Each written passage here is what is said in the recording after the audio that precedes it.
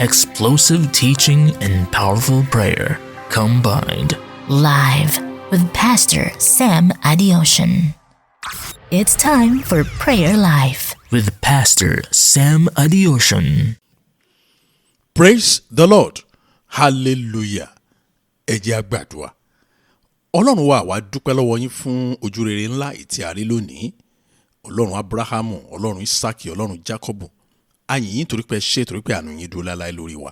A dúpẹ́ lọ́wọ́ yín o torí pé ẹ tún ṣọ́ wa dòní. A dúpẹ́ torí pé a jẹ́ alààyè ọkàn. A dúpẹ́ torí pé a mọ̀ yín. Jésù Kristi, Olúwa ẹ gbà ọpẹ́ wa. A tún dé Ọlọ́run wa lórúkọ Jésù Kristi. Bí a ti ń béèrè lórúkọ Jésù ẹ jẹ́ ká máa rí gbà. Mo ní mo gbàdúrà fún yín bẹ́ẹ̀ tí ń gbóhùn mi bẹ́ẹ̀ tí ń béèrè ẹ ó rí gbà lórúkọ Jésù Kristi. Mo wí bọ́lọ́run ti bẹ̀ tẹ́mi ẹ̀ bẹ̀ láàyè níwọ̀n ìgbà tẹ́ ti pinnu pé ẹ ní fi nǹkan kan kún orúkọ Jésù. Mo gbàdúrà orúkọ náà ò ní já yín kulẹ̀ lórúkọ Jésù Kristi. Ògo Ọlọ́run yóò tún farahàn lẹ́ẹ̀kan sí. Agbára wà láàyè Ọlọ́run yóò tún ṣiṣẹ́ ní orúkọ Jésù Kristi Olúwa wa. Àmín. Tọ́ ẹ̀yin ọmọ Ọlọ́run, a máa tún dúpẹ́ lọ́wọ́ Ọlọ́run fún àǹfààní ọ̀tun èyí tí ó fún wa lónìí pé kájọ gbàdúrà pọ̀. Mo gbàdúrà pé mo ṣe sọ lẹ́ẹ̀kan yẹn bá ti ń pe orúkọ Jésù orúkọ náà yóò sì jẹ́ fún wa lórúkọ Jésù Kristi. Òkùnkùn ò ní borí wa bó tilẹ̀ wù kórí lórúkọ Jésù. Mo ní ìfilọ̀ méjì ẹ dákun fẹ́ ká fetí sí jẹ́ ká máa fetí sí àwọn ìfilọ̀ wa wọ̀nyí ó ṣe pàtàkì gan ó dẹ̀ máa ràn wá lọ́wọ́ ní gbogbo ìgbà torí kò ní dáa ká ṣe ìfilọ̀ káwọn kan tó máa béèrè tá ti ṣe ìfilọ̀ ẹ̀ tẹ́lẹ̀.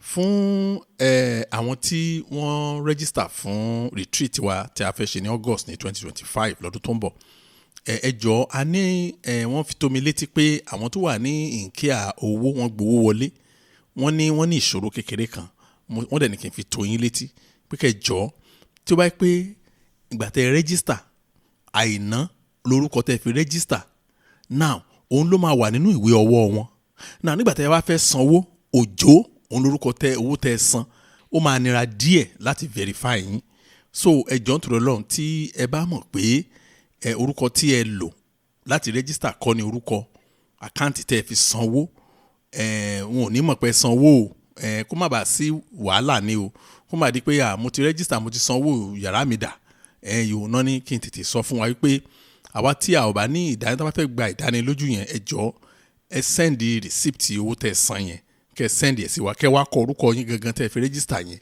kẹ́ kọ sábẹ́ wọ́n á lè fi trace owó yín wọ́n á lè fi bá yín mọ̀ pé ẹ ti ṣe ẹ jọ̀ọ́ ẹ sáré bá wa ṣiṣẹ́ yẹn. Then ìfilọ́mì tí mo ní lórí retreat yẹn òun ni wípé mo sọ̀rọ̀ kan ní ìjẹ́jọ́ fẹ́rẹ́ mo ní ó dà pé èèyàn nìṣòro ara ẹ̀ òótọ́ dẹ̀ ni pàápàá ẹ̀yin òbí mi ò bá ẹ̀yin òbí tó pé ọmọ yín ti dàgbà mi ì bá yín wí o irú ọ̀rọ̀ yín ẹ̀yin kọ́ ni mò ń bá sọ̀rọ̀ mo ṣe bá yín sọ̀rọ̀ yìí mò ń sọ fún àwọn partners wa nínú ìpàdé tí a ṣe ní ẹnujọ́ mẹ́ta yìí mo ní mo ṣe ń bá wọn sọ̀rọ̀ yìí ọmọ tó kéré jù nínú ilé wa ó ti pé 20 years so à ní ọmọdé rárá nílé wa adult ní gbogbo wọn. Now ohun tí mo wá ń mú jáde ń bẹ̀ ni wípé ṣe rí àwa òbí ibi tá a máa ń náwó sí ó ṣe ní láàánú lọ́pọ̀lọpọ̀ pé ibi tí ò ní mú èrè wá ni òkúrò ni mo bá yín sọ òkúrò ni ẹ má bínú ẹ ṣáà mọ̀ pé màá wí tèmi ṣe rí kíní kan ni mo fẹ́ ká mọ̀ mo máa ń wo ọ̀pọ̀lọpọ̀ òbí kò sówó tí wọ́n lè fi raṣọ kò sówó àìmọye ẹ̀yin náà á gbà pẹ̀lú mi àìmọye òbí ló ń sọ fún mi pé wọ́n á kàn ra tíkẹ́ẹ̀tì òjijì wọn náà fẹ́ lọ rí wòlíì wọn fẹ́ lọ gbàdúrà ṣùgbọ́n ẹ̀rí tí wọ́n á sọ pé wọ́n ní retreat kan ní school wọ́n á kó àwọn ọmọ wọn sábẹ́ retreat yẹn wọn ò dẹ̀ mọ̀ pé influence ọmọdé ń learn by seeing ojú ìran lọmọdé fi ń kẹ́kọ̀ọ́ ìran àwọn kan bá àwọn yẹn ó wá jẹ́ àpéjọpọ̀ àwọn ọmọ Ọlọ́run níbi tí wọ́n ti lè gbàdúrà fún ọmọ wa a dẹ̀ ní àwọn ètò kan fún àwọn ọmọdé mo ti expect pé àwọn tó ní ọmọ tó jẹ́ kéékèèké wọ́n á mú wọn wá mi ò mọ̀ bóyá ọ̀pọ̀lọpọ̀ ń rò pé owó yẹn ti pọ̀ jù mi ò mọ̀ o èmi kọ́ ni mo wà ní ìcháàjì registration mi sì ní ìcháàjì owó tèmi ni pé wọ́n á sọ fún mi pé wọ́n ti pé èèyàn mẹ́ta o ẹ jẹ́ pé 100 tẹ́lẹ̀ ń béèrè ó mà ti pé kí ni ká ṣe báyìí tèmi mọ̀ mọ́ nìyẹn ṣùgbọ́n mo wá béèrè lọ́wọ́ pé ọmọ mélòó o ni wọ́n register fún wọn sọ iye ọmọ yẹn mo mírí mo ló máa ṣe o mo níṣẹ́ rí pé èèyàn nìṣòro ara ẹ̀ báyìí níbi tí wọ́n ti lè gbàdúrà fún ọmọ wa níbi tí wọ́n lè kánsẹ́lì ọmọ wa níbi tí àwọn ọmọ wa ti lè máa fara lọ àwọn ọmọ míì tí wọ́n ní ẹ̀mí Ọlọ́run bíi tiwọn ẹ̀rí tí wọ́n máa kẹ́kọ̀ọ́ lára wọn tí iṣẹ́ àwọn ọmọ tó jẹ́ pé wọ́n máa kọ́ra wọn ní kọ́kúkọ́ ní skul ẹ̀rí ọ̀pọ̀lọpọ̀ ọmọ wa sí, ṣùgbọ́n mo kàn fẹ́ fi tó wa létí ni o pé ẹ̀yin tí ẹ register ọmọ yín mo ní congratulations, torí kíní kan lẹ́ ẹ̀ mọ̀ tẹ́ ẹ̀ mọ̀ ni wípé iye owó tá a kọ fún sílẹ̀ wípé àwọn ọmọ á san kì í ṣe owó yẹn ni àwọn resort yẹn máa gbà lọ́wọ́ wa o, ẹ lọ béèrè o. Mo sọ fún wa tá a bá dán wọn máa fún wa ní oore ọ̀fẹ́ láti lọ béèrè tàbí ká lẹ́tà wọn àti voters a máa paste ẹ̀ báyìí sí venue yẹn tẹ́ máa rí. Ọmọ kọ̀ọ̀kan ọmọ tó máa san 171 yẹn 205 lọ́mọ kọ̀ọ̀kan gbọ́dọ̀ san, ṣùgbọ́n wọ́n pè ní VAT. Ṣùgbọ́n àkàn wá wò pé táwọn ọmọ bá dàyà àwọn òbí kọ 205 àwọn tó bímọ méjì wọ́n máa wá 410. Ó dáa, ẹ jẹ́ ká gba oríjúlówó owó yẹn lọ́wọ́ wọn, VAT tí wọ́n charge yẹn ẹ jẹ́ kí àwa wá owó yẹn lápò ara wa ká san. Ìtàn máa sọ mà nìyẹn. Àwọn tó máa tu owó ìjọ ọmọ wọn ò mà sí ń bẹ̀, àwọn náà ò mà ní ọmọ tó jẹ́ ọmọ wẹ́wẹ́ ẹ̀rí ó dẹ̀ ṣe ní láàrin lọ́pọ̀lọpọ̀ pé a máa rí òbí tí ò ní rí ti àwọn ọmọ yẹn rò, wọ́n ní wọ́n á jókòó sílé owó yẹn ti pọ̀ jù, òkè àlàáfíà ní fún yín, àlàáfíà náà ní gbogbo nǹkan, àwa kọ́ Ọlọ́run àánú ẹ̀ a ṣiṣẹ́ dọ́dọ̀ àwọn ọmọ yín lórúkọ Jésù, ṣùgbọ́n ọbẹ̀ ni pé ẹ jẹ́ á ṣe ojúṣe wa. Now kíní kan mo á fẹ́ fi kún ọ, tá a bá rẹ̀ tó wá rẹ́gísítà ọmọ wẹ́wẹ́ mi ní àgbà ọ ní ọmọdé láti ọmọ ọdún 0 náà pé títí wọ ọmọ ọdún 11 ojúlówó owó ló máa san o, ìyẹn ti kọjá o, lẹ́yìn tí mo announce o ti kọjá, kò sẹ́ni tó rẹ́gísítà ọmọ mọ́ 205 òun ló máa san fún ọmọ ọdún 4 sí ọmọ ọdún 11. àwọn ọmọ ọdún tí ó ti tọ́ ọmọ ọdún 4 yẹn nìkan ni owó wọn remain the same, ṣùgbọ́n a rí i pé àwọn ọmọ ọdún 4 sí ọmọ ọdún 11 yẹn òun làwa náà target ká lè ran àwọn òbí wọn lọ́wọ́. So ẹ̀yin tẹ́ ti register before ọ̀rọ̀ òní tí mò ń sọ̀rọ̀ yìí ní problem lórí owó tẹ́ san, a máa wá yòókù sí lágbára Ọlọ́run. Nǹkan tí mo tún fẹ́ sọ kan yòókù lórí program wa ní ọdún tó ń bọ̀ yẹn ni wípé bóun ti tẹ̀tọ̀ Ọlọ́run wọ́n ń ṣètò mọ́tò tó ń fẹ́ gbé sí ojú ọ̀nà, gbogbo yẹn náà máa ṣàlàyé ní kọ́lá máa ṣàlàyé yẹn, wọ́n máa wá sport tán máa kó àwọn yẹn láti ìgboro torí wọ́n níbẹ̀ yẹn jìn, wọ́n ní àwọn tó bá fẹ́ lọ bẹ̀ yẹn tó máa ti bọ́ọ̀lẹ̀ ní train station tán wọ́n á ṣẹ̀ máa wá Uber kiri ni, owó yẹn dẹ̀ máa pọ̀ gan. So wọ́n ló dáa ẹ jẹ́ kí àwa tún wá owó mọ́tò, so wọ́n ń ṣètò owó mọ́tò báyìí láti gbé mọ́tò sílẹ̀, so bó bá ṣe ń lọ wọ́n á máa ṣàlàyé yẹn fún yín, Ọlọ́run á ràn yín lọ́wọ́. Ìfilọ̀ tó gbẹ̀yìn tí mo fẹ́ ṣàlàyé fún wa ká tó máa gbàdúrà ó ní Abrahamic covenant wa, bẹ́ẹ̀ náà ṣe mọ̀ pé ní ọdọọdún ní on the 31st ní ọjọ́ tó parí ọdún à ń gbàdúrà, à ń bá àwọn Ísírẹ́lì dọ́gba láti rí ìbùkún jágbà lọ́wọ́ wọn sínú ìdílé wa. Ẹ bẹ́ẹ̀ ká gbàgbé a máa tún ṣàlàyé ẹ̀ lọ torí àyè ò sí lónìí. Ẹ jẹ́ á wọnú àdúrà wa lọ, ẹ jẹ́ á wọnú àdúrà wa lọ. Níbo ni Ọlọ́run wà? Ẹ ti dá mi lóhùn, ẹ ṣe púpọ̀. Níbo ni Ọlọ́run wà? Ẹ jẹ́ kí n kọ́ ka ẹsẹ̀ Bíbélì kan sí kí n máa sọ bí tí ọ̀rọ̀ yẹn ti ń sábà máa bẹ̀rẹ̀ tó ti ń bẹ̀rẹ̀ nínú ayé àwa Kìrìsìtẹ́nì. Inú Psalm 115 verse 2, Psalm 115 verse 2. Bíbélì sọ̀rọ̀ kan níbẹ̀ yẹn ní òde ìbò ní why should the Gentiles say so where is their God? Kí ni ìdí ẹ̀ tí àwọn aláìgbàgbọ́ máa fi sọ fún àwọn onígbàgbọ́ pé ibo lọ́lọ́run yín wà?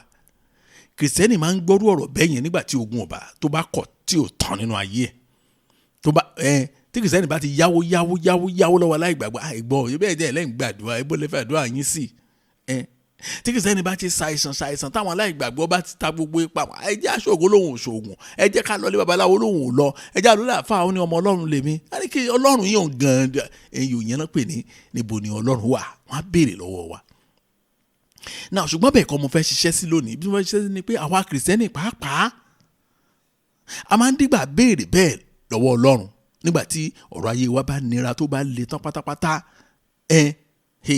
táwọn aláìgbàgbọ́ bá ti bẹ̀rẹ̀ sí mọ́ọ̀kì wa gbàmí àwa wò ká Olúwa ibo lójú ẹ wà, dá èmi náà láre níbo lójú ẹ wà, òun ló initiate ọ̀rọ̀ yẹn wípé níbo ni Ọlọ́run wà.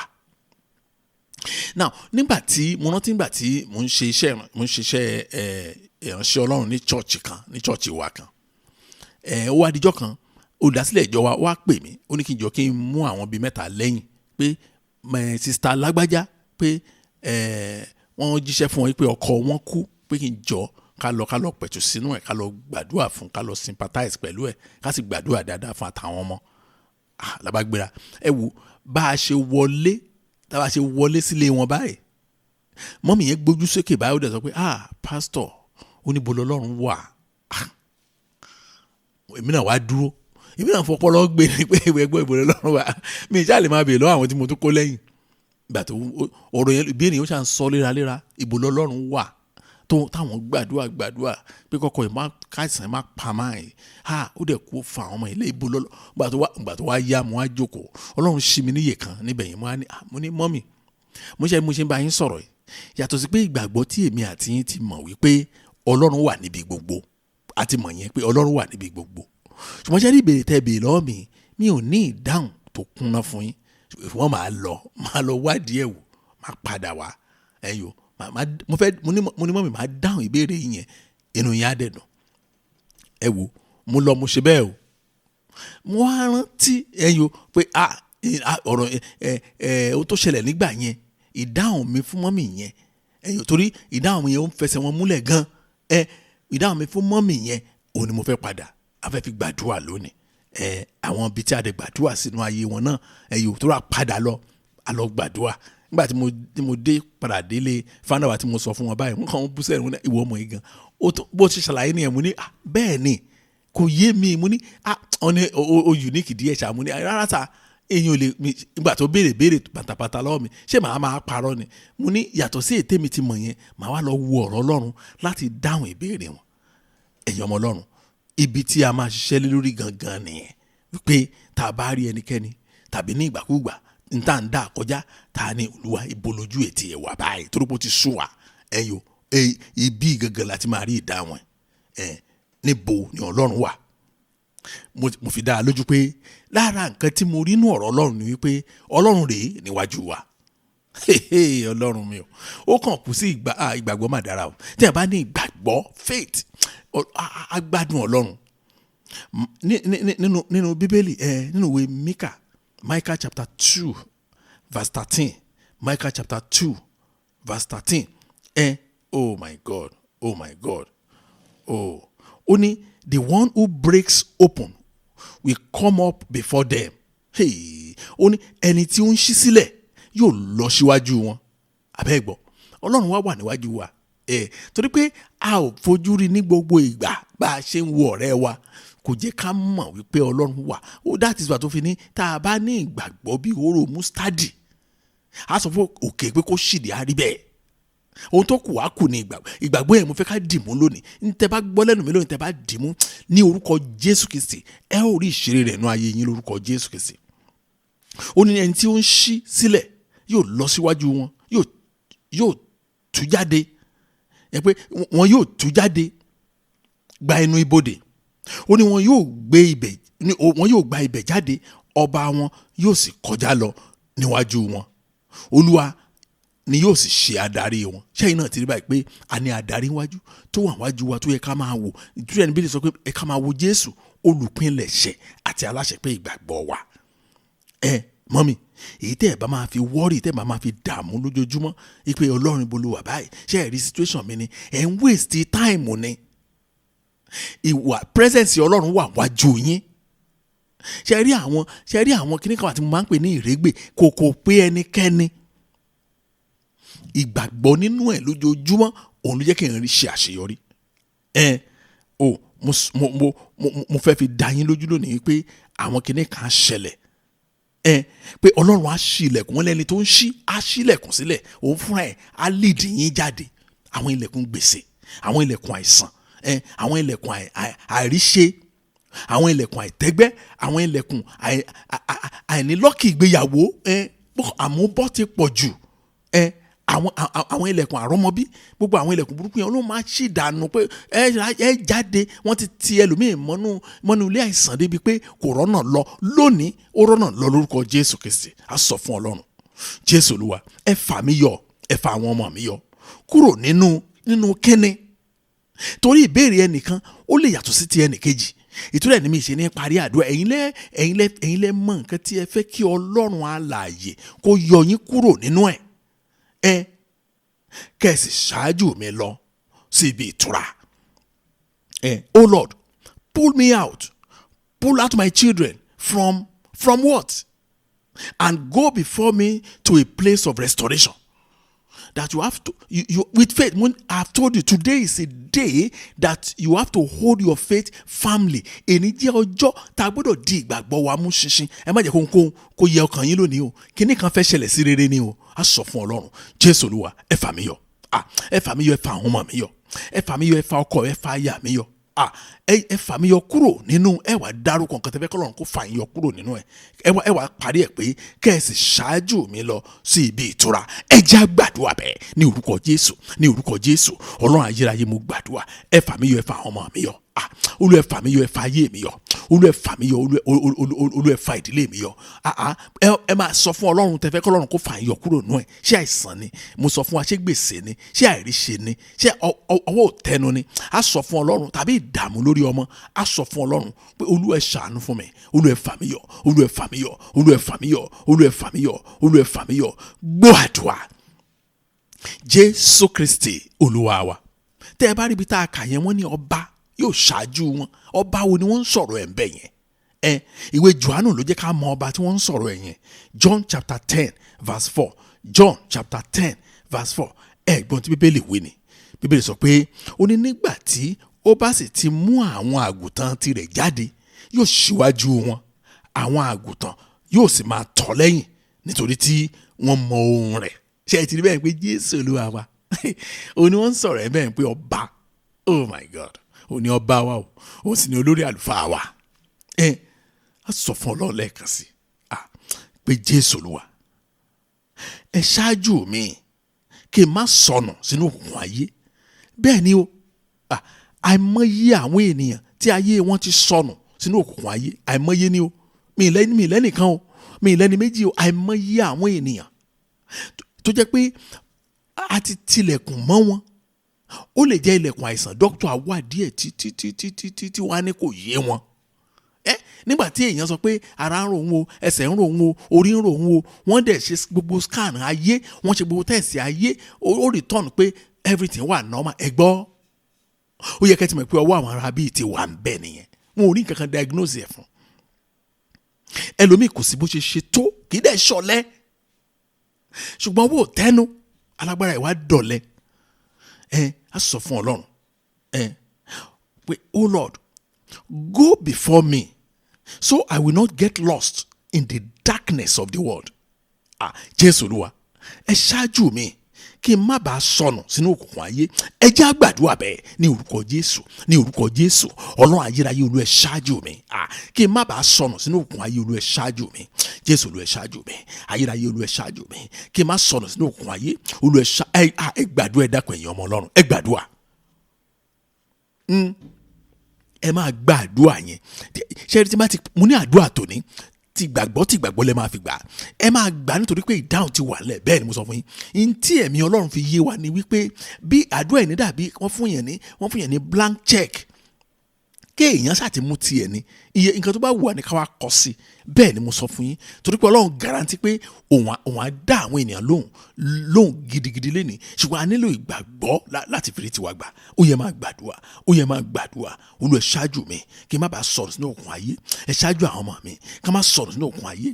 Ẹ ṣáájú ìdílé mi kí ìdílé mi má sọ̀rọ̀ sínú òkùnkùn ayé. Gbọ́ àdúrà. Jésù Kristi Olúwa wa. Ṣé ẹ gbàgbé mo ń ṣàlàyé fún ibi tí mo wá díẹ̀ nínú Bíbélì tí Ọlọ́run wà nìyẹn o. Mo ti sọ̀kan o. Mi tí mọ̀ tí mo máa ráàyè sọ lónìí o. Ṣùgbọ́n orí 7 ni mò ń lọ. Mo wá díẹ̀ tí mo rí 7, mo rí ṣà pé so ibi 7 ni Ọlọ́run wà. Àkọ́kọ́ ẹ̀ ni pé ó ṣáájú wa. Ó yẹ ká ti mọ̀ kejì.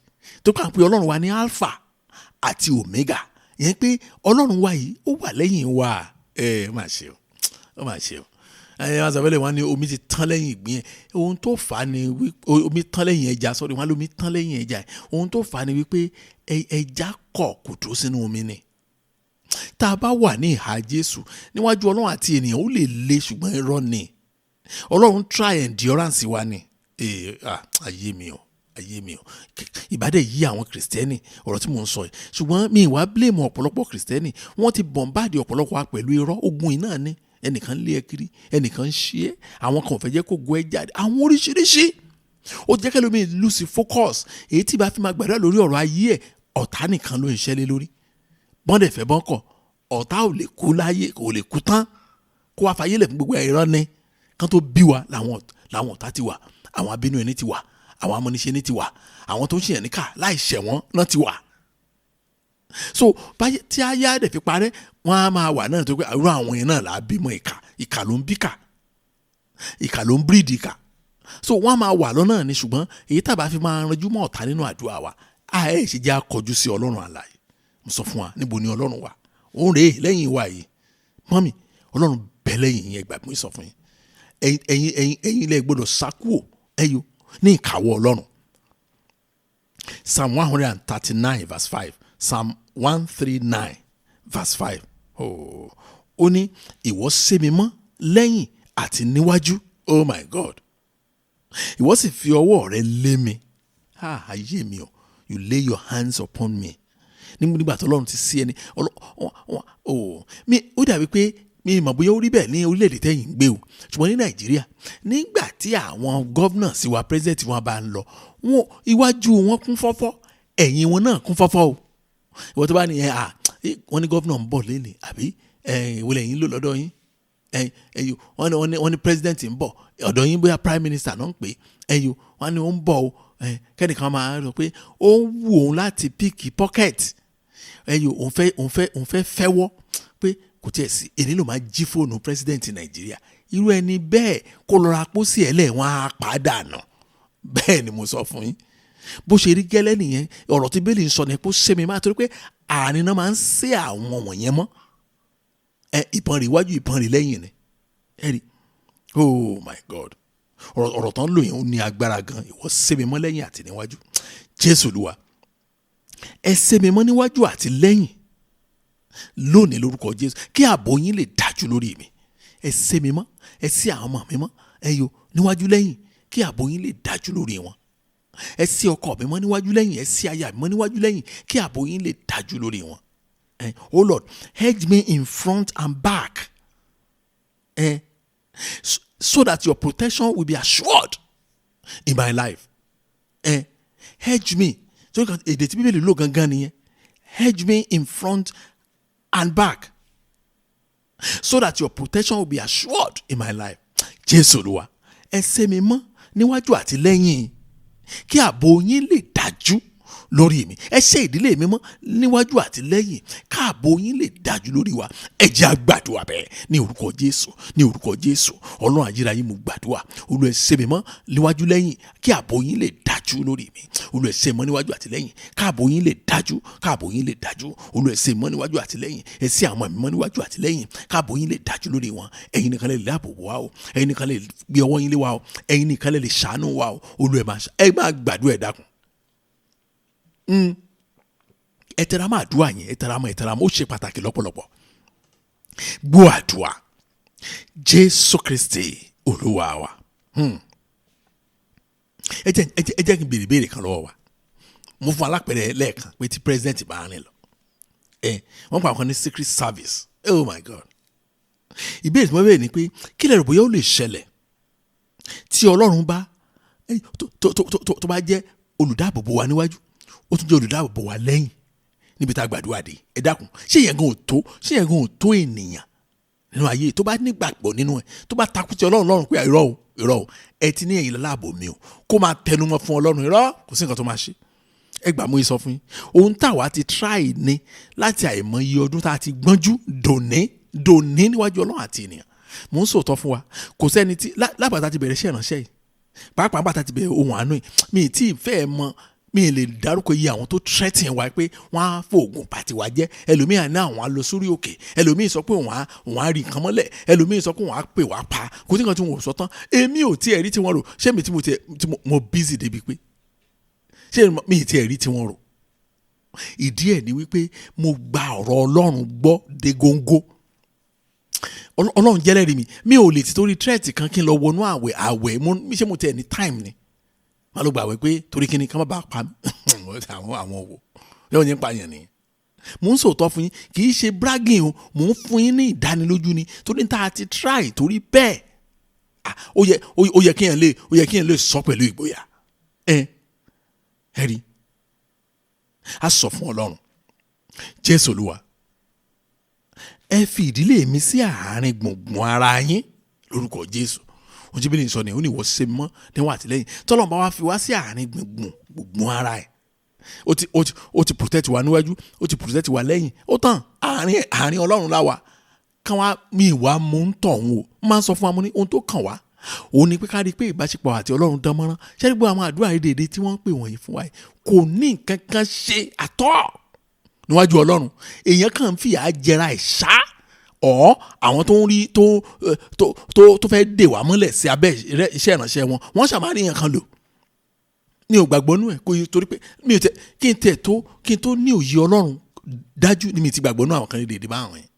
Bẹ́ẹ̀ ni mo sọ fún yín. Oh Lord, put my family in the middle of yourself. Oh my God. My life with the òyìnbó yẹn. Oh Lord, put my family in the middle of yourself, in the midst of yourself. Jésù Olúwa, ẹ fi ìdílé mi sí àárín gbùngbùn ara yín kí ààbò yín lè dájú. Ẹ jẹ́ á gbàdúrà bẹ́ẹ̀ ní orúkọ Jésù, ní orúkọ Jésù. Lónìí mo bẹ̀bẹ̀ ẹ fi ìdílé mi sí àárín gbùngbùn ara yín lórúkọ Jésù kìí sí. Olúwa ẹ gbàdúrà ẹ dákun ẹ jọ̀ọ́ ẹ má dákẹ́ ẹ gbàdúrà. Ẹ bá mi gbàdúrà yìí kọ́lọ́run kó fi ìdílé yín sí àárín gbùngbùn ara ẹ̀. Tọ́lọ́run bá fi yín sí àárín gbùngbùn ara ẹ̀ wọn ò tí ì ẹ̀mí òkùnkùn ọ̀hún dímọ̀nsì ọ̀hún wọn ò tí ì tún bí kó lẹ́yìn ló kàn. Bẹ́ẹ̀ ni mo sọ fún yín gbọ́ àdúrà Jésù Kristi Olúwa wa. Mo ti sọ méjì ò níbi tí Ọlọ́run wà ẹ̀kọ́ tí mo ní mo kọ́ àwọn ọmọ mi yẹn lọ́dún yẹn lọ́run yẹn ẹ̀tún wá gbọ́ mí ni níbo ni Ọlọ́run wà. Ó yẹ kó yé ẹ̀yin náà dáadáa wípé Ọlọ́run rèé lókè wa ó ní lórí yín. Bẹ́ẹ̀ ni mọ́mí ẹ̀ náwó sí ọwọ́ yín ti kàn. Bẹ́ẹ̀ ni mo sọ fún yín.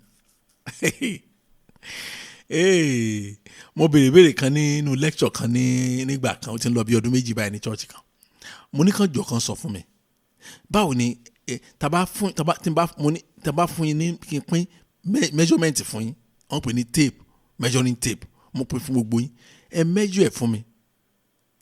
Báwo ni Ọlọ́run ṣe jìnnà tó sí àwa ènìyàn àwa ọmọ ẹ̀ ní o kì í ṣe anybody o àwa ọmọ ẹ̀. Ọ̀pọ̀lọpọ̀ ansa ni mo yí lójú ẹ̀ mo ní ara o mo wá ní kàn na ọwọ́ báyìí ẹ na ọwọ́ ọ̀tún yín ẹ nà sẹ́gbẹ̀ẹ́ báyìí mi lókè ìwé ẹ nà sẹ́gbẹ̀ẹ́ báyìí ẹ na ọwọ́ sí yín nà sẹ́gbẹ̀ẹ́ báyìí mo ní wọ́n á nà mo ní ọwọ́ yín ti kàn Ọlọ́run. Níwájú Ọlọ́run àti ènìyàn bí mo ṣe rí Ọlọ́run nìyẹn. Ọlọ́run jẹ́lẹ́rìí mi tí n bá na ọwọ́ ọ̀tún báyìí mo máa ń ṣe bẹ́ẹ̀ nú àdúrà gbà mí o. Olúwa ẹ fọwọ́ kàn mí màá wá na ọwọ́ sẹ́gbẹ̀ẹ́ báyìí sínú afẹ́fẹ́. Oh my God, kò sí tẹ́ ẹ bá gbà tọkàntọkàn ẹ máa rí ìfọwọ́kàn. Oh my God, àwọn dáàdì kan ló fi mí ṣe ẹ̀yẹ lọ́jọ́ kan à ń sọ̀rọ̀ ni wọ́n ní màá sọ̀rọ̀ débi màá dẹ̀ dákẹ́ màá ní oh my God màá ní mo ṣe ń sọ yẹn ni mo tún rántí àwọn effect wọn yẹn. Àní mo fẹ́ kí ìgbàgbọ́ yín kó lè sẹ́ kíní kan fẹ́ ṣẹlẹ̀ ó fẹ́ jábọ́ sí rere sínú ayé yín báyìí. Bẹ́ẹ̀ ni mo sọ fún yín. Oh God ṣe rí kíní kan ni mo ní àrídájú ẹ̀ pé tí Ọlọ́run bá wà fún yàn wọ́n ní Ọlọ́run rí lókè wa ẹ̀ àwọn kan wá sọ pé àwọn ń bọ̀ lóru lókè wa ẹ̀ àmà tó wà lọ́wọ́ Ọlọ́run tó bá gbá mọ́ wọn lórí báyìí wọn ò ní padà lọ jíṣẹ́ fẹ́ tó ràn wọn wá. Bẹ́ẹ̀ ni mo sọ fún yín. Olùkọ́ Jésù wọ́n ti sòdé o àwọn kí ló kàn yín pẹ̀lú gbogbo wọn àwọn olóde. Mi ní fẹ́ sọ̀rọ̀ jù sọ́rọ́ ẹlòmíà sọ pé ẹ̀yin nìyẹn Pastor Sam ẹ̀yin náà lè rí orí ọ̀fẹ́ yẹn jẹ jù wá lọ. Ó depend lórí nǹkan tẹ́ ẹ bá fẹ́. Ẹ̀gbọ́n tí Bíbélì sọ ni Psalm 63:7 tó ń fi ẹsẹ̀ ọ̀rọ̀ mi yẹn múlẹ̀. Ó ní nítorí ìwọ ni Psalm 63:7 ó ní nítorí ìwọ ni ìrànlọ́wọ́ mi nítorí náà níbi òjìji ìyẹ́ apá rẹ ni wọ́n ò ti yayọ̀ níbi òjìji ìyẹ́ apá rẹ ni wọ́n ti yayọ̀ òjìji ìyẹ́ apá Ọlọ́run. Oh my God, ó yẹ kẹ́tù yẹn ẹ̀ tó wá mú ọ̀mbrẹ́là dání òòrùn ràn báyìí ẹnìkan wá ní òun fẹ́ mú ọ̀mbrẹ́là jáde ẹjọ́ ibo ló máa nà sí. Òkè ni tí wọ́n ní èèyàn wà ní abẹ́ òjì ìyapa Ọlọ́run ti wà lórí ìwà rẹ̀ already nìyẹn. ibẹ̀ ni mo ti rí àṣírí yẹn pé àṣẹ Ọlọ́run tún gáìdì lókè. Jésù Olúwa, ẹ̀ta méjì bí ọ̀tá bá fẹ́ tàn mí kúrò ní abẹ́ òjìji ìyapa yín. Ọ̀nà kan nìyẹn tá a fẹ́ máa fi gbàdúrà yẹn, torí ọ̀nà tí ọ̀tá lè lò, ọwọ́ ọ̀tá ò lè mú ọmọ Ọlọ́run láyé, kì í ṣe ayé yìí ní Sátánì àkàn ti rí ọmọ Ọlọ́run. Ẹ̀rí Jóòbù ni pé Sátánì lọ gba permission.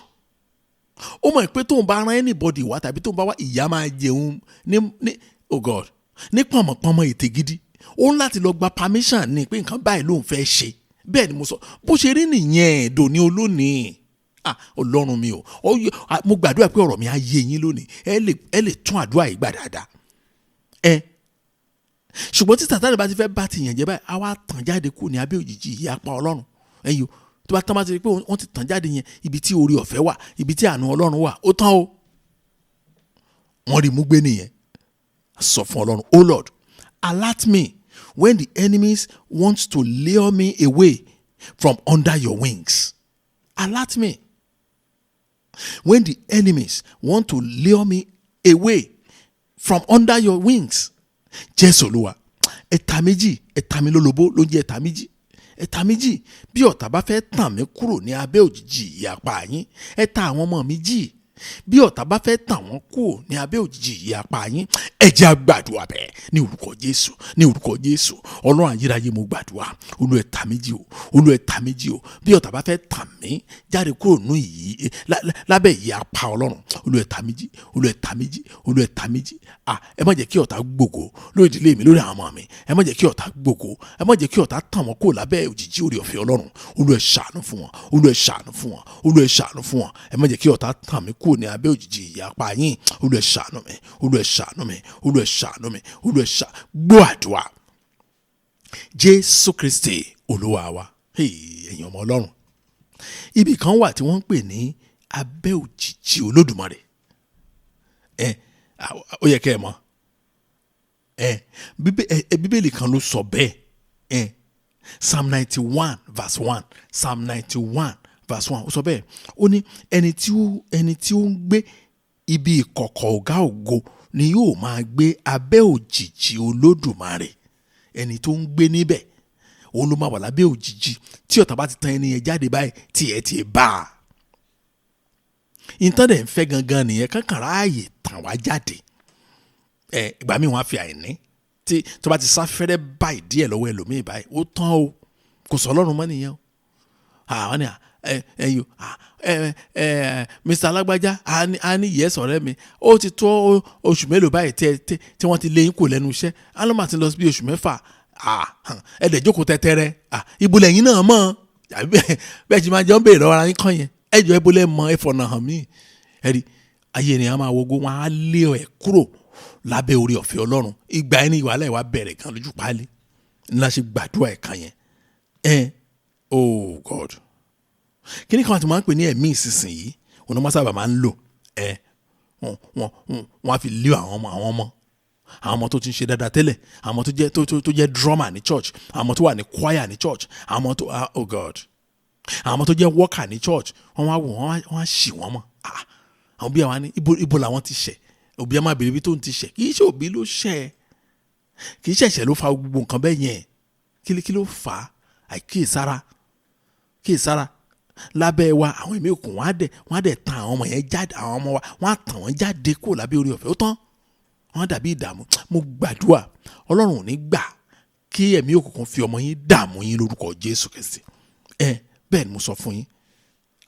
Mo ní ìgbàgbọ́ ní tòní, ìgbàgbọ́ la máa fi káàṣì ẹ̀. Bẹ́ẹ̀ ni gbogbo àwọn nǹkan tí Ọlọ́run kọ fún wa ní ìgbàgbọ́ la máa fi sọ́ di tiwa.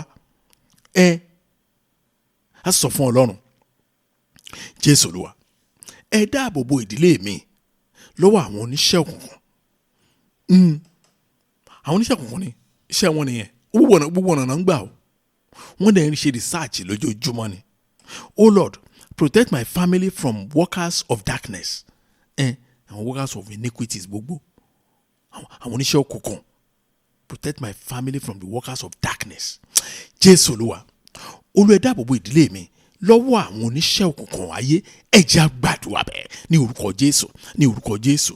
Ọlọ́run ayérayé mo gbàdúrà, Olúwa ẹ dáàbò bo ìdílé mi lọ́wọ́ àwọn oníṣẹ́ òkùnkùn. Olúwa ẹ dáàbò ìdílé mi lọ́wọ́ àwọn oníṣẹ́ òkùnkùn. Ẹ dáàbò ẹ jọ̀ọ́ ẹ tẹra mọ́ àdúrà yìí o. Ká Ọlọ́run kó dáàbò bo àwọn ọmọ yín lọ́wọ́ àwọn oníṣẹ́ òkùnkùn. Ẹ gbàdúrà yìí dáadáa o. Ẹ gbà o.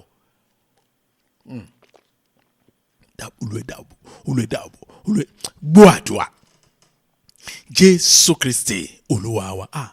Mi rò bí ààyè lè tó láti mú gbogbo ẹ̀, but a máa ṣe kéékèèké. Tó bá ṣe ń gbàdúrà ni mo rántí ọ̀rọ̀ tí mọ́mì yẹn sọ. Lójijì ọmọ wọn obìnrin, ọmọ 18, bóyá ṣe bá dé 18 years báyìí, bóyá wọ́n ti recruit ẹ̀ ti pẹ́, bóyá torí òfin kó fi má bàa mú àwọn tó fẹ́ lu ọmọ yẹn, òun náà ṣe ní kó wọ 18 years. Ọ̀sẹ̀ tó wọ 18 years báyìí lọmọ yẹn bẹ̀rẹ̀ iṣẹ́. Ẹgbọ́n ó lọ school mọ́ ni ó lóun kàwé mọ́, kí ló fi máa ṣe báyìí? Ó lóun ti ṣe ọmọ yẹn dẹ̀ wọ́n á rówó gbà tí ẹ̀ máa wádìí ẹ̀ wò báyìí. Escort ṣe aṣẹ́wó ìgbàlódé ló ń jẹ́ escort ni. Escort ló wá ń ṣe, escort àwọn mílíọ̀nìà ló ń ṣe. Lọ́mọ tó ti ń kọ́ Sunday school, òun tó ti ń handle àwọn youth. Mo gbàdúrà sẹ́ àwọn oníṣẹ́ òkùnkùn lórúkọ Jésù wọn ò ní rí ìdílé yín mú lórúkọ Jésù. Èyí tó bá ti mú bẹ́ẹ̀ Ọlọ́run á fàyọ lọ́dọ̀ wọn, á dá wọn padà sójú ọ̀nà lórúkọ Jésù Kristi. Ẹja tẹ̀síwájú ká máa béèrè ká máa dáhùn. Níbo ni Ọlọ́run wà? Kí ni àyà yín lẹ́nu ìdáhùn tí mo fẹ́ sọ fún wa yìí o? Ní ìdáhùn kẹrin yìí o. Níbo ni Ọlọ́run wà? Ọlọ́run rèé lábẹ́ ẹsẹ̀ yín. Ẹlòmíràn ṣé à ń tẹ̀ mọ́lẹ̀ ní irọ́? Ó ti gbé yín sókè. Oh my God. Oh my God. Oh my God. Isaiah chapter 46 verse 4. Isaiah chapter 46 verse 4. Ó ní kódà títí di ọjọ́ ogbó, even to your old age, títí di ọjọ́ ogbó yín, ó ní àti títí di ìgbà ewu orí, èmi ni ẹni náà, èmi ni ẹni tí yóò gbé ọ. Oh God, ó ní mo ti dá ọ, wọ́n sì tọ́jú rẹ, èmi yóò gbé ọ, èmi yóò sì gbà ọ. Ó yẹ ká máa ṣe nǹkan tó wà bẹ́ẹ̀ ni pé èdè òyìnbó yẹn ni mò ń kà o, mò ń túmọ̀ ẹ̀ sí Yorùbá ni o, torí pé tẹ́ bá lọ kà ní Bíbélì Yorùbá oríṣiríṣi lè máa bá ń bẹ̀ o, nǹkan tó wà ń bẹ̀ kò bá ti English mu o. Ẹ̀yin ẹ try lé ẹ gbé English Bible, tí wàá fẹ́ gbé Yorùbá ẹ ṣáà gbé New King James Bible kẹ́ wá gbé Yorùbá Bible kẹ́ wá kà é rí pé kò bára mu. Ó ní even to your old age I am he, and even to grey hairs I will carry you. Ó yẹ pé títẹ́ máa fi dàgbà, ó ní òun á gbé yín. Ó ní tẹ́ ẹ bá tún darúgbó kùjẹ́kùjẹ́ gbogbo orí yín ti funfun tán, òun ò ní stop láti máa gbé yín. Ayé mi o, wá débì kan, ó ní Ọlọ́run ó tọ́jú rẹ̀, Ọlọ́run á tọ́jú yín lórúkọ Jésù Kristi. Sọ fún Ọlọ́run, Jésù Olúwa, ẹ gbé mi kẹ́ ẹ gbé àwọn ọmọ mi pẹ̀lú, ẹ gbé mi gẹ́ngẹ́ kẹ́ ẹ gbé àwọn ọmọ mi pẹ̀lú, ká má lè ráàyè bọ́ sínú páńpẹ́ ayé. Oh Lord, carry me and my children so we will not be entrapped. Gbogbo àwọn páńpẹ́ gbogbo tán dẹ sílẹ̀, ìránṣẹ́ Ọlọ́run ìgbàdúrà yìí náà, torí àìmọye ìránṣẹ́ Ọlọ́run lè máa gbọ́ tó ẹ bó kò ṣàgbèrè láyé ẹ̀. Ọdún tá a fẹ́ wọ̀ yìí á dẹ̀ bẹ̀rẹ̀ àgbèrè lóní pẹrẹwu. Bẹ́ẹ̀ ni mo sọ fún yín. Ẹ̀mí Ọlọ́run jẹ́ kí n láìsí ní ọ̀sẹ̀ tó kọjá pé àgbèrè yẹn ó máa wá di 5 naira. A wá so cheap débi pé tí a ò bá ṣọ́ra ní ọdún tó ń bọ̀, àgbèrè á jẹ́ part of the requirement láti ṣe pastor. Wọn ò ní post ẹ̀ bẹ́ẹ̀ o, ṣùgbọ́n wọ́n á ti wọlé ṣàgbèrè dáadáa, wọ́n máa gùn láàrin àwọn obìnrin. Mo sọ fún yín ní ọdún 2025 ara àwọn àṣírí tọ́rọ̀ ti fi hàn díẹ̀díẹ̀ nìyẹn táwọn bá pàdé. Jésù Olúwa, ẹ gbé mi, ẹ gbé àwọn ọmọ mi, ká má bàa bọ́ sínú páńpẹ́ ayé. Ẹ jẹ́ á gbàdúrà bẹ́ẹ̀ ní orúkọ Jésù, ní orúkọ Jésù. Ọlọ́run ayérayé mo gbàdúrà, Olúwa ẹ gbé mi, ẹ gbé àwọn ọmọ mi, Olúwa ẹ ṣàánú fún mi lónìí, ẹ gbé mi, ẹ gbé àwọn ọmọ mi, ká má bọ́ sínú páńpẹ́ ayé, gbogbo páńpẹ́ ayé, páńpẹ́ òkùnkùn, àwọn amọ́niṣẹ́ ní gbogbo, Olúwa ẹ gbé wa o, ẹ gbé wa sí ọwọ́ yín, ẹ ti ṣe ìlérí pé títa máa fi dàgbà ẹ gbé wa, ẹni tá a bá darúgbó kùjẹ́kùjẹ́ ẹni ẹ sì máa gbé wa bẹ́ẹ̀, ẹ lẹ́ máa tọ́jú wa. Olúwa ẹ ṣe bẹ́ẹ̀ fún ìdílé mi, Olúwa ẹ tọ́jú wa, Olúwa ẹ tọ́jú wa. Gbọ́ àdúrà Jésù Kristi Olúwa wa. Ẹ wo tá a bá ń sọ máa ń dàbí àsọdùn, òkodoro rẹ̀ ni, kò sásọdùn bẹ́ẹ̀. Rọ̀ lè máa ń sábà fi àwọn ọ̀rọ̀ Ọlọ́run bọ́ àwọn ènìyàn. Bẹ́ẹ̀ ni mo sọ fún yín. Mo máa ń lo àwọn ọ̀rọ̀ Ọlọ́run gan o tí máa ń gbàdúrà o. Mi ṣe rí system àdúrà mo ṣe ń gbà báyìí ní openly kọ́ ni mo ṣe ń gbà privately o. Òótọ́ tó wà ń bẹ̀ nìyẹn. Bí mo ṣe bá yín sọ̀rọ̀ ni mo ṣe ń gbàdúrà gẹ́lẹ́. Máa mú ní kọ̀ọ̀kan ni fún Ọlọ́run pé Olúwa ẹ ti lẹ́ẹ̀ tọ́jú wa o, ẹ̀yin lẹ ṣèlérí bẹ́ẹ̀ o. Àwọn ọmọ wọ̀nyí wọ́n fẹ́ sanwó school, ẹ ó dẹ̀ tọ́jú wa, ẹ lè parọ́ fún mi, mo mọ̀ yín dáadáa, ó yẹ pèsè. Ẹ wo lọ́nà ìyanu Ọlọ́run àdẹ́tọ̀ wá pèsè. Bí nǹkan tí mo ń sọ fún yín nìyẹn. Kí ló fà á? Mo jẹ́ ẹni tó sinmi lé Ọlọ́run 101%. Mi ò ní reservation reason láti doubt Ọlọ́run fún ohunkóhun. It doesn't matter the outcome. Kò sí outcome yẹn ò kàn mí. Bẹ́ẹ̀ ni mo sọ fún yín. Ó dẹ̀ bọ̀rọ̀ kan táwọn ọmọ mi kan sọ fún mi. Wọ́n láwọn lálàá. Wọ́n ní àwọn arìn lọ́bì kan. Wọ́n ní wọ́n ti tẹ kíní kan mọ́lẹ̀ kan tó mọ̀ pé wọ́n ti tẹ nǹkan kan mọ́lẹ̀. Wọ́n tó máa fi wẹ̀yìn báyìí. Nínú àláyìn làwọn rí pé oògùn ni. Lẹ́sẹ̀kẹsẹ̀ ẹsẹ̀ wọn bẹ̀ sí wú. Làwọn sáré lọ táwọn pariwo ẹ gbà mí, ẹ ràn mí lọ́wọ́, ẹ gbà mí. Wọ́n sáré délé. Wọ́n ní bọ́ ṣe sáré délé báyìí. Kán ṣe kọ́ńbọ̀dù kan mú oògùn tó máa fi rá báyìí. Ẹsẹ̀ yẹn dẹ̀ wú débi kó ṣe bóò. Ó dẹ̀ explode. Àwọn bá tají náà pé Jésù. Mo ní tí ó tán wọn nìyẹn. Wọ́n láwọn gbàdúrà tilẹ̀ mọ́ ìrìn kò lé tó yẹn. Ẹ sọ fọ́lọ́run kó gbé yín. Tó bá pọ̀ wọ Ọlọ́run lẹ́wà tẹ́ ti ń rìnrìn àjò ayé yín. Ẹsẹ̀ yín ò ní kanlẹ̀. Wọ́n bá wọ̀ nǹkan dà sí inú kíṣìn yín kò kàn yín. Tó pọ̀ Ọlọ́run ti gbé yín. Ẹ wò lójoojúmọ́ ni àwọn èèyàn tí wọ́n wọnú ọ̀gbun àìnísàlẹ̀ lọ. Ọ̀pọ̀lọpọ̀ àwọn èèyàn wọ́n ti sapá wọ́n ti dọ́gbọ́n wọ́n ti sá bó ṣe yẹ kán sá. Àdúrà wo ni wọn ò gbà, orí òkè wo ni wọn ò lọ, àwẹ̀ wo ni wọn ò gbà, ṣùgbọ́n kò ká. Wọ́n mú obìnrin kan wá bá mi láìpẹ́ yìí. Ẹ wo obìnrin yẹn èmi gan mọ̀ pé it's over. Ẹ mọ̀ díẹ̀ wọ́n ti sọ kàntàkàntàn. Wọ́n á mú sentence kan wọ́n ní parí ẹ̀. Mo ṣe sentence tó mọ̀ wá mo ní no. Ọ̀nà ti jìn. Kí ló dẹ̀ fà á? Wọ́n náà máa ń gbàwẹ̀ 70 days ṣeré ni 70 days. Ayé mi ò ní bàjẹ́ sọ bẹ́ẹ̀ fúnra yín. Jésù Olúwa ẹ gbé mi kẹ́ ẹ bá mi gbé àwọn ọmọ mi. Ká má jìn sínú ọ̀gbun ayé. Oh Lord, carry me and my children so we will not fall into the dungeon. Ọ̀gbun burúkú. Jésù Olúwa ẹ ṣàánú fún mi. Olúwa ẹ gbé mi ẹ gbé àwọn ọmọ mi. Ká má bàa jìn sínú ọ̀gbun ayé. Ẹ jẹ́ á gbàdúrà bẹ́ẹ̀ ní orúkọ Jésù, ní orúkọ Jésù. Ọlọ́run ayérayé Olúwa ẹ gbé mi, Olúwa ẹ gbé àwọn ọmọ mi. Olúwa ẹ gbé mi, Olúwa ẹ gbé àwọn ọmọ mi. Ká má bàa jìn sínú ọ̀gbun ayé. Olúwa ẹ ṣàánú fún wa, Olúwa ẹ gbé wa. Ọ̀rọ̀ yín sọ pé ẹ gbé wa, ẹ tọ́jú wa. Ọ̀rọ̀ yín sọ pé ẹ gbé wa títa fi máa darúgbó ẹ máa gbé wa ní. Olúwa ẹ gbé wa, Olúwa ẹ gbé wa, Olúwa ẹ gbé wa. Ẹ gbé mi, ẹ gbé àwọn ọmọ mi. Ẹ gbé mi, ẹ gbé aya mi. Ẹ gbé mi, ẹ gbé ọkọ mi. Olúwa ẹ ṣàánú, Olúwa ẹ ṣàánú. Ká má bàa jìn sínú ọ̀gbun, ká má bàa wọnú ọ̀gbun lọ. Lórúkọ Jésù ló ṣàánú fún wa. Gbọ́ àdúrà Jésù Kristi Olúwa wa. Níbo ni Ọlọ́run wà? Mo tún ní ànsà mi o tá a tún fẹ́ fi gbàdúrà. Bíbélì jẹ́ kó yé wa wípé Ọlọ́run yí àwọn ènìyàn rẹ̀ ká. Oh my God. Ó yẹ ká tí mo bí tí mo fẹ́ kà ní Bíbélì. Ibi tí mo tún rí nìyẹn mo ní what? Pẹ̀lú pé Ọlọ́run wà níwájú, ó wà lẹ́yìn, ó ń bẹ lókè, ó tún ń bẹ nísàlẹ̀ wa, àṣẹ ó tún yí wa ká. Mo ń sọ̀rọ̀ nípa Psalm 125 verse 2. Psalm 125 verse 2.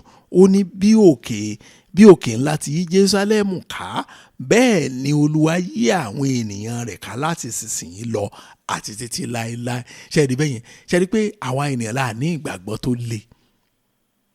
Ó ní bí òkè ńlá ti yí Jerusalem ká, ó ní bẹ́ẹ̀ ni Olúwa yí àwọn èèyàn rẹ̀ ká, kò wá dákẹ́ níbẹ̀ o. Ó ní ó yí ká láti ìsinsìnyí àti títí láéláé.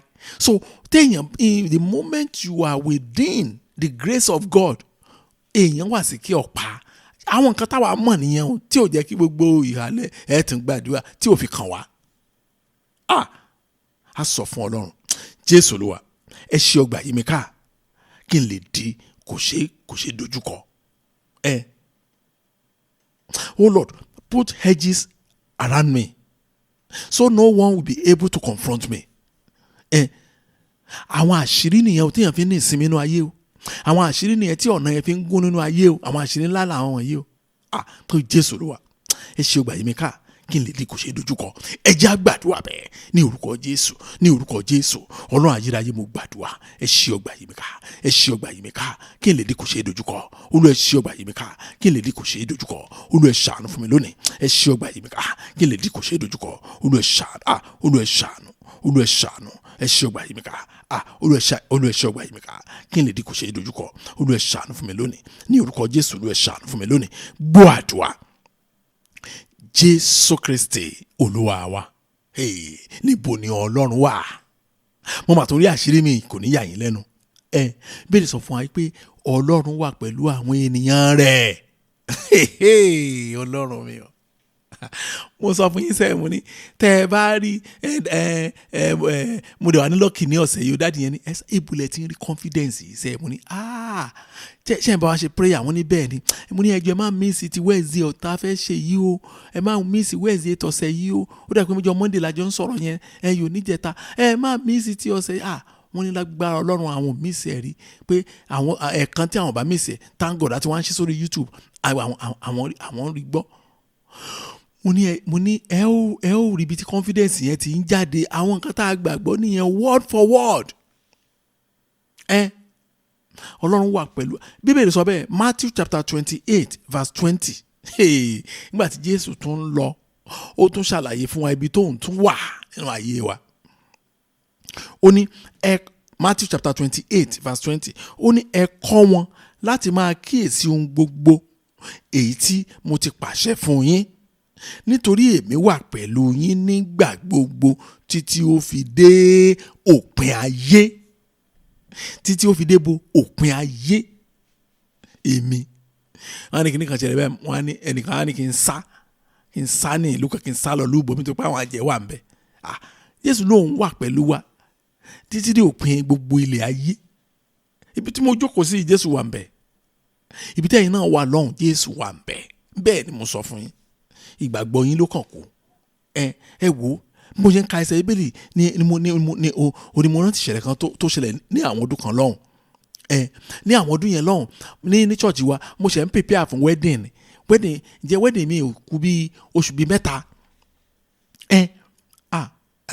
Àánú àwọn kìrìsìtẹ́nì máa ń ṣe mí ni pé kí lẹ́yìn ṣe kí ni ìrẹ́ dèdè wọn ẹnìkan wá dá yín dúró á ní àwọn ènìyàn kí ni kan ní yẹn wà á di tí gbọ́ rẹ̀ ẹni sọ pé sórí yín yí kẹ́ ẹ sọ pé orí ẹ̀ ti yín yí ṣé ẹ ní mental issue ẹ lọ bá customer mi lẹ́sẹ̀kẹsẹ̀ àṣírí ẹ̀ nìyẹn tẹ́ ẹ bá ti gbọ́ tẹ́ ẹ bá ti gbà ó máa jà yín lógun ó dáa bí bá kú ti sọ báyìí létà wọn ní ìgbà tẹ́ sọ̀rọ̀ yẹn àìmọye mo ti gbọ́ wúrú ọ̀rọ̀ bẹ́ẹ̀ dáadáa ìgbà tẹ́ pásítọ̀ àgbà tẹ́ sọ̀rọ̀ yẹn ní tètè kọ́ bí mi ṣé òótọ́ lọ̀rọ̀ yẹn ní òótọ́ kò sí bí máa ti òótọ́ sí.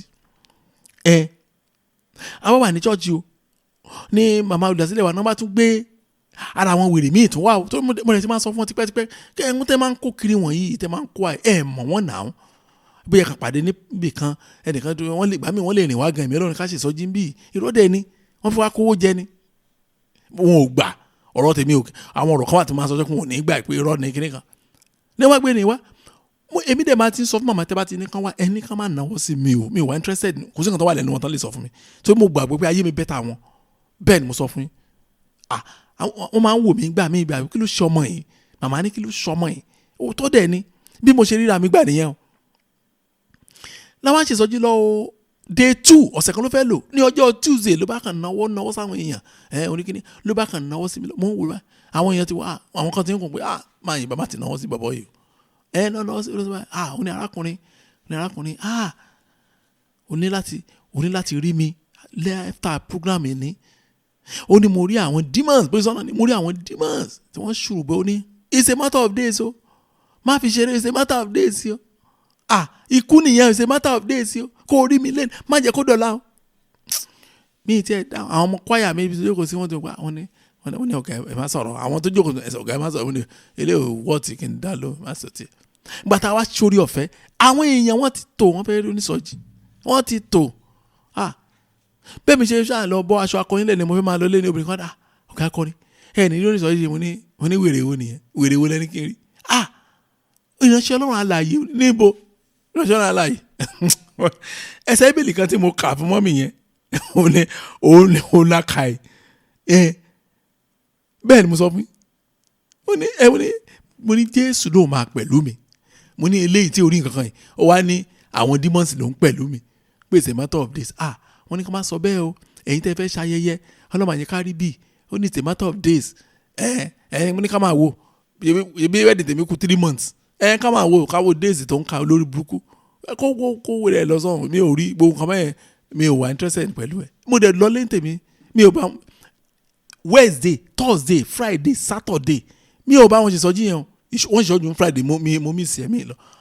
àwọn ní màmá ìlọsẹ̀ nìkan wá ránṣẹ́ pé mi kí ló ṣe ẹ́ mo ní mi ò no mo sọ fún yín àwọn bíbọ̀ yẹn wọn ò ṣe kí náà má sọ bẹ́ẹ̀ àdúrà ní ọ̀pá kìrìsìtẹ́nì mo ní mo mọ̀ mo ń gbàdúrà àwọn àṣẹ kan wà tó máa ju àṣẹ lọ́mọ kò yẹn ò lè gbàdúrà fún mi sẹ́ kò rí nǹkan kan because gbogbo ìsọjí tó ṣe ní ọjọ́ méjì tí mo wá yẹn kò rí anything ju pé ikú ẹnìkan máa kú ẹnìkan máa ṣègbé ayé ẹnìkan máa bàjẹ́ kò ní ìrere lẹ́nu mi ò dẹ̀ kí n dúró tiẹ̀ tí ò bá ní ìrere ìrìn burúkú ló wà lẹ́nu ẹ̀ màmá ṣàfimílẹ̀ sí tèmi èmi rẹ̀ o a matter of days àbí bọ́lá ṣe ń ka day ló ń ṣe ń kà pé ẹgbẹ̀rún ọdún bí ọjọ́ kan ló ṣe rí bóyá mo ṣe ka day tiẹ̀ nìyẹn ìyẹn tó mi tó pé day tọ́lọ́run ló kà ṣé kò tó mi ẹgbẹ̀rún ọdún kí n lo ẹgbẹ̀rún ọdún is impossible ṣé possible gan ni ṣùgbọ́n ṣé ní kìsẹ́ni máa ń ṣe ra ẹ̀ o àná kìsẹ́ni máa ń ṣe ra ẹ̀ wọ́n sọ kí náà sọ fún yín ẹ̀lẹ́ máa ń sá káàkiri àwọn ogun àwọn tí wọ́n àdúrà àwọn gan ò gbà èpè náà máa ṣẹ́ fún ayé yín tẹ́bàrẹ̀ ti gbọ́ that is the end ìyẹn máa bá kiri nìyẹn iṣẹ́ ibi náà ń ṣe wọn ò ríṣẹ́ gidi ṣe ẹ̀yin ọmọ Ọlọ́run má bínú pé ọ̀rọ̀ mi tún pọ̀ ní sátáwáì kọ́rọ̀ mi lè yé yín dáadáa ni ẹ wò lẹ́yìn ìsọjí yẹn ṣọ́ọ̀ṣì wa yẹn the foundation ní ìbá parun torí a máa gbà wẹ̀ o torí mo sọ wọn kí gbogbo àwọn ọmọ ṣọ́ọ̀ṣì yìí sínú àdúrà àwọn yẹn bẹ́ẹ̀ sì kú láàrin oṣù kan mẹ́ta dẹ̀ kú èló ní gbogbo wa ní ṣọ́ọ̀ṣì wa tó 150 èèyàn mẹ́ta dẹ̀ kú lóṣù kan mo ní kíni tẹ́tí sílẹ̀kùn fún wèrè nǹkan mìíràn tẹnumọ́ ni ìgbà tó yá ọ̀rọ̀ bá bẹ̀rẹ̀ change ọ̀gá akọrin dẹ̀ sọ bẹ́ẹ̀ o mo ní èmi màá lọ kúnlẹ̀ sábẹ́ ta ni ìránṣẹ́ ló gbọ́dọ̀ jẹ́ oníhìn rere gbọ́dọ̀ jẹ́ oníhìn burúkú tẹ́wá ti lẹ́nu bọ̀ wá ti yẹ pé ikú lórí àìsàn lórí orí burúkú lórí ogun lórí tètè sá ọ̀hẹ́s ogun ajáyàn torí àṣẹ burúkú tán lọ gbà nínú òkùnkùn òun máa fi iṣẹ́ kẹ́lẹ̀ rògbòyà wọn ní agbára wọn ò ní ẹ̀kan á sọ fún Ọlọ́run Jésù Olúwa èmi mọ̀ pé ẹ wà pẹ̀lú mi nítorí náà ẹ jẹ́ kí n ní ìmọ̀lára ìfọwọ́kàn yín ẹ wo tẹ́ bá gba àdúrà yìí mọ́ mi tí ẹ ò bá rí ìṣípayá Ọlọ́run ẹ lọ gbàwẹ̀ o kẹ ẹ̀ṣẹ̀ wà nù ayé yín nìyẹn Oh Lord, I know that you are with me. Therefore, let me feel your touching. Ọlọ́run gbọ́dọ̀ fọwọ́ kàn wá touch gangan ni o ká ní feeling ìbàjẹ́ lójú oorun lójú àlá àárín lọ àwọn àlemiṣẹ́ agbọ́dọ̀ ní fọwọ́ kàn ká tó ṣe program mi Jésù Olúwa mo mọ̀ pé ẹ wà pẹ̀lú mi nítorí náà ẹ jẹ́ kí n ní ìmọ̀lára ìfọwọ́kàn yín ẹ jẹ́ á gbàdúrà bẹ́ẹ̀ ní orúkọ Jésù Ọlọ́run ayérayé mo gbàdúrà ẹ jẹ́ kí n mo mọ̀ pé wà pẹ̀lú mi ẹ jẹ́ kí n ní ìfọwọ́kàn yín olú ìfọwọ́kàn mi ìfọwọ́kàn àmọ́ mi ìfọwọ́kàn àmọ́ mi ìfọwọ́kàn àyà mi àyà náà sọ fún Ọlọ́run ìfọwọ́kàn ọkọ mi ó yẹ máa gbàdúrà gbọ́ àdúrà Jésù Kristi Olúwa wa ṣe rí ti nọ́mbà 7 yẹn láti máa wọnú àdúrà nù wà lọ. Níbo ni Ọlọ́run wà torí wọn lásìkò ti lọ gan Ọlọ́run wà láàrin àwọn ènìyàn rẹ̀ ó wà láàrin wa Jésù wà láàrin wa mo ní ìgbàgbọ́ ẹ̀ Isaiah chapter 12:6 ó ní kígbe sókè kí o sì kọrin fún ayọ̀ ẹ̀yin ènìyàn Síónì nítorí títóbi ni ẹni mímọ́ kan ṣoṣo ti Ísírẹ́lì láàrin yín Ọlọ́run wà láàrin wa báyìí ó yẹ máa bá sọ̀rọ̀ àdúrà nù la wọ̀ yìí àti wọn náà àdúrà nù lọ Ọlọ́run wà láàrin wa bẹ́ẹ̀ ni mo lè má ní oore ọ̀fẹ́ láti gbàdúrà sórí àdúrà yìí ṣùgbọ́n ó yẹ máa gbàdúrà ọlọ́run tó wà láàrin wa yẹn ó fẹ́ kẹ́ béèrè nǹkan lọ́wọ́ òun ọlọ́run tó wà láàrin wa yẹn ó fẹ́ kẹ́ bá òun sọ̀rọ̀ ọlọ́run tó wà láàrin wa yẹn ó fẹ́ kẹ́ béèrè ó fẹ́ kẹ́ ṣìpẹ̀ ẹ máa gbàdúrà ọlọ́run tó wà láàrin wa ó fẹ́ ṣìyanu ọlọ́run tó wà láàrin wa ó fẹ́ ṣe bẹ̀bẹ̀ ọlọ́run tó wà láàrin wa ó fẹ́ fọwọ́ agbára hàn ó yẹ máa gbàdúrà ọlọ́run wà láàrin wa ọlọ́run tó wà láàrin wa ó fẹ́ dá àwọn èèyàn lóhùn ọlọ́run tó wà láàrin wa ó fẹ́ fi fún àwọn ènìyàn ó fẹ́ fi oore ọ̀fẹ́ fún yín gbọ́ àdúrà Jésù Kristi Olúwa wa ọlọ́run wa dúpẹ́ lọ́wọ́ yín lọ́pọ̀lọpọ̀ fún oore ọ̀fẹ́ tẹ́ fún wa àyìn yín torí pé àánú yín dúró láéláé mo gbàdúrà ọlọ́run yóò fi ara rẹ̀ hàn yín lórúkọ Jésù Kristi ọlọ́run fi ara rẹ̀ hàn yín ọlọ́run ṣì yín lójú báyìí ó fi ara rẹ̀ hàn yín lórúkọ Jésù Kristi ó dá yín lóhùn ó mèsè yín ó dáwọ́lé yín ó súre fún yín lórúkọ Jésù Kristi ó wọnú ìdílé yín wá gbogbo kùdìẹ̀kùdìẹ̀ lórúkọ Jésù Kristi ọlọ́run gbà wọ́n dànù gbogbo àwọn pàǹtírí gbogbo àwọn jàǹkáríwọ̀ ní orúkọ Jésù ọlọ́run gbà wọ́n dànù ìyanu ọlọ́run yóò ṣẹlẹ̀ ìyanu ọlọ́run tẹ̀ ti ṣẹlẹ̀ náà gbọ́ àdúrà Jésù Kristi Olúwa wa ìjẹ́ kí ló bẹ Jésù Kristi Olúwa wa ìfẹ́ mọ́ ti ọlọ́run dàpọ̀ tiẹ̀ mọ́ kó máa bá wa lọ kọ́run kó ṣàánú fún wa àrí àánú gbà lẹ́yìn ẹnì kọ̀ọ̀kan àti ní àpapọ̀ àrí àánú ọlọ́run gbà ògo ni fọlọ́run lókè ọ̀run ní orúkọ Jésù Kristi Olúwa wa àmín. Praise the Lord, hallelujah, thank you and God bless you.